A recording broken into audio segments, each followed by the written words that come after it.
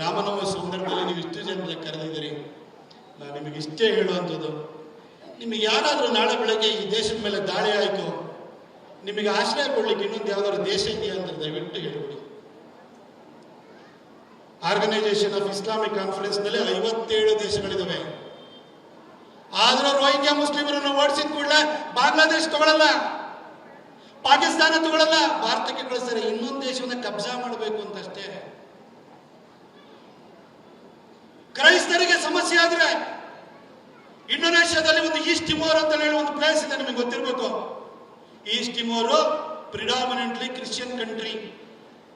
ಅದಕ್ಕೆ ಇಂಡೋನೇಷ್ಯಾದವ್ರ ಮಧ್ಯದಲ್ಲಿ ಸಮಸ್ಯೆ ನಡಿಬೇಕಾದ್ರೆ ಈಸ್ಟ್ ಟಿಮೋರ್ಗೆ ಯಾವತ್ತೂ ಅಮೆರಿಕ ಸಪೋರ್ಟ್ ಮಾಡುತ್ತೆ, ಯಾಕಂದ್ರೆ ಒಂದು ಕ್ರಿಶ್ಚಿಯನ್ ಕಂಟ್ರಿ ಅಂತ. ನಮಗೆ ಅಸ್ತಿತ್ವದ ಪ್ರಶ್ನೆ ಬಂತು ಅಂದ್ರೆ ನಾವೆಲ್ಲಿಗೆ ಹೋಗೋಣ? ನಮ್ ಕಷ್ಟಕ್ಕೆ ಯಾರು ಬರ್ತಾರೆ? ನಾನು ಕಡೆಯದಾಗಿ ಒಂದು ಮಾತು ಹೇಳಿ ನನ್ನ ಮಾತನ್ನು ಮುಗಿಸ್ತೇನೆ. ಮೊನ್ನೆ ಇರಾನ್ ಮೇಲೆ ಇಸ್ರೇಲ್ ಮತ್ತು ಅಮೆರಿಕದವರು ಕಂಬೈನ್ಡ್ ಫೋರ್ಸಸ್ ದಾಳಿ ಮಾಡಿ ಅಯತೊಲ್ಲಾ ಖೊಮೇನಿಯನ್ನ ಸಾಯಿಸಿದ್ರು. ಇಲ್ಲಿ ನೋಡಿದ್ರೆ ಬೆಂಗಳೂರಲ್ಲಿ ಅಯ್ಯೋ ನಮ್ಮ ಧರ್ಮಗುರು ಸಾಯಿಸಿದ್ರು ಅಂತ ಬಾಯ್ ಪಡ್ಕೋತಾ ಇದ್ದಾರೆ. ಅಲ್ಲ ರೀ, ಇರಾನ್ ನಲ್ಲಿ ಅಯತೊಲ್ಲಾ ಖೊಮೇನಿಯನ್ನ ಸಾಯಿಸಿದ್ರೆ ಭಾರತದಲ್ಲಿರೋರಿಗೆ ಯಾಕೆ ಬಾಯ್ ಪಡ್ಕೋಬೇಕು? ಯಾರು ಅಯತೊಲ್ಲಾ ಖೊಮೇನಿ? ಅವನ ಧರ್ಮಗುರು ಆದ ನಂತರ ಇರಾನ್ ಎಂತಹ ಸಂಸ್ಕೃತಿ, ಇವತ್ತು ಬೆಸ್ಟ್ ಫಿಲ್ಮ್ಸ್ ಗಳನ್ನ ಪ್ರೊಡ್ಯೂಸ್ ಮಾಡ್ತಾರೆ. ಅವರು ಟೆಕ್ನಾಲಜಿನಲ್ಲಿ ಮುಂದೆ ಇದ್ದಾರೆ. ಅಂತಹ ಇರಾನ್ ಅನ್ನ ಇವತ್ತು ಯಾವ ಪರಿಸ್ಥಿತಿ ತೊಗೊಂಡಿದ್ದಾರೆ ಅಂತಂದ್ರೆ, ಮನೆಯಿಂದ ಹೆಣ್ಮಕ್ಳು ದಿನಸಿ ಅಂಗಡಿಗೆ ಹೋಗ್ಬೇಕು, ಎಲ್ಲಾದ್ರೂ ಶಾಪಿಂಗ್ ಮಾಲಿಗೆ ಹೋಗ್ಬೇಕು ಅಂತಂದ್ರೆ ಬುರ್ಕಾ ಹಾಕೊಂಡು ಹೋಗ್ಬೇಕು, ಜೊತೆಗೆ ಪಕ್ಕದಲ್ಲಿ ಒಬ್ಬ ಗಂಡಸಿಲ್ಲ ಅಂತ ಹೇಳಿದ್ರೆ ಬಡಿತಾರೆ ರೋಡಲ್ಲಿ. ಹೆಣ್ಣು ಮಕ್ಕಳ ವಿವಾಹದ ಏಜ್ ಅನ್ನ 9 ವರ್ಷ ಕೇಳಿಸಿದಾನೆ ಆತ. ಇಂತಹ ವ್ಯಕ್ತಿನ ನಮ್ಮ ಧರ್ಮಗುರು ಅಂತ ಹೇಳ್ತಾರೆ. ನಾವು ಒಬ್ಬ ವ್ಯಕ್ತಿಯಲ್ಲಿ ಗುಣವನ್ನ ನೋಡ್ತೀವಿ, ಇವರು ನಂಬಿಕೆಯನ್ನು ಇಂಪೋಸ್ ಮಾಡೋದನ್ನು ಮಾತ್ರ ನೋಡ್ತಾರೆ, ಮೌಲ್ಯಗಳನ್ನು ನೋಡಲ್ಲ. ಅವನು ನಮ್ಮವನು ಅಂತಾರೆ. ನಾನು ಇವ್ರನ್ನ ಕೇಳ್ತೀನಿ, ನಿಮ್ಮೆಲ್ಲ ಹಿಂದೂಗಳನ್ನು ನಾನು ಕೂಡ ಕೇಳ್ತೀನಿ. ಅಲ್ಲ, ಇರಾನ್ ನಲ್ಲಿ ಖೊಮೇನಿಯನ್ನ ಬಡ್ದಾಕಿದ್ರೆ ಪಕ್ಕದಲ್ಲಿರುವಂತಹ ಜೋರ್ಡನ್ ಇರ್ಬೋದು, ಪ್ಯಾಲೆಸ್ಟೈನ್ ಇರ್ಬೋದು, ಲೆಬನಾನ್ ಇರ್ಬೋದು, ಕತರ್ ಇರ್ಬೋದು, UAE ಇರ್ಬೋದು, ಸೌದಿ ಇರ್ಬೋದು, ಈ ಸುತ್ತಲೂ ಇಸ್ಲಾಮಿಕ್ ರಾಷ್ಟ್ರಗಳಿದಾವಲ್ಲ, ಅವರೇ ಬಾಯ್ ಬಿಡ್ಕೋತಾ ಇಲ್ಲ. ನೀವ್ಯಾಕೆ ಬಾಯ್ ಬಿಡ್ಕೋತಿದ್ರಿ?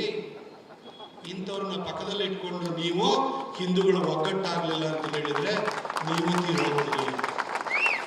ಇಷ್ಟನ್ನೇ ಹೇಳಲಿಕ್ಕೆ ನಾನು ಬಯಸ್ತೀನಿ ಬಂಧುಗಳೇ. ಶ್ರೀರಾಮನವಮಿಯ ಈ ಸಂದರ್ಭದಲ್ಲಿ ನಾವೆಲ್ಲ ರಾಮನ ಆದರ್ಶವನ್ನು ನಮ್ಮ ಮನೋತ್ ಅವ್ರು ಹೇಳ್ತಾ ಇದ್ರು, ಸರ್ ಯುದ್ಧದ ನಂತರನೇ ಶಾಂತಿ ನೆಲೆಸಿರೋದು.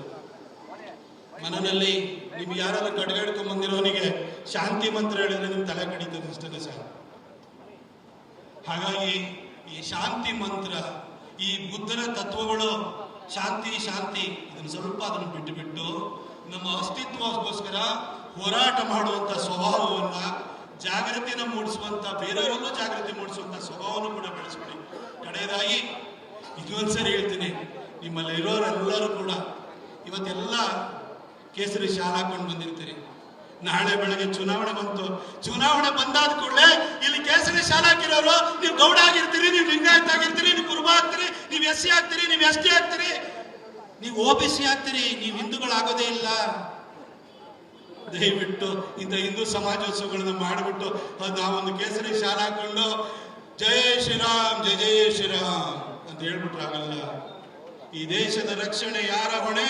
ನಮ್ಮ ಹೊಣೆ ಅಂತ ಹಿಂಗೆ ಹೇಳ್ಕೊಂಡು ಚುನಾವಣೆ ಬಂದಾದ ಕೂಡಲೇ ಅವ್ ನಮ್ ಗೌಡನ, ಅವ್ ನಮ್ ಲಿಂಗಾಯತ್ನ, ಅವ್ ನಮ್ ಕುರುಬನ, ಅವ್ ನಮ್ SCನ ಅಂತ ನೀವು ಓಟ್ ಹಾಕಿದ್ರೆ ಹಿಂದೂಗಳು ಬಿಡಿಯಾಗಿ ಒಡೆದು ಹೋಗ್ತೀರಿ.